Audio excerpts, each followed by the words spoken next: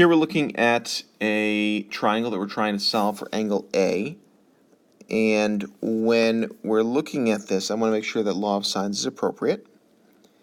For angle A, which is what I'm looking for, I don't know the angle, but I know the opposite side. And for angle B, we're in good shape because we have both pieces. That tells us that we can use the law of sines. I'm going to begin setting this up. Sine of 63 over 9 is equal to sine of A over 6. We have to be really careful with the law of sines because of the nature of sine and obtuse angles. We have kind of a reflected thing where the obtuse angles have the same sine values as their acute counterparts, and we have to be a little bit careful with that because we end up possibly getting two different answers.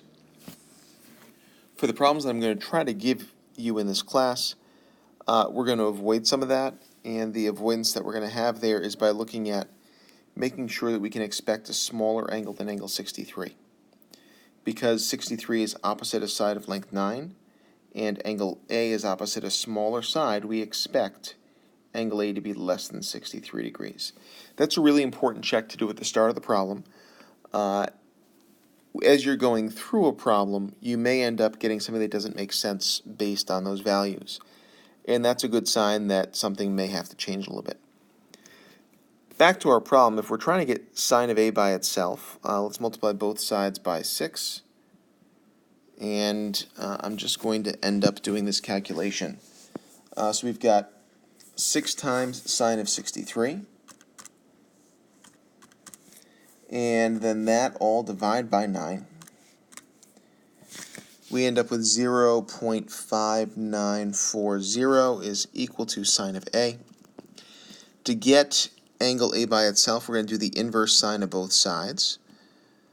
And 0.5940 is going to be equal to A. So sine inverse 0.5940. And that gives me angle A, which is 36.44 degrees. Just to double check, the measure of angle A has to be less than 63 degrees. 36.44 definitely fits that mold. We're okay.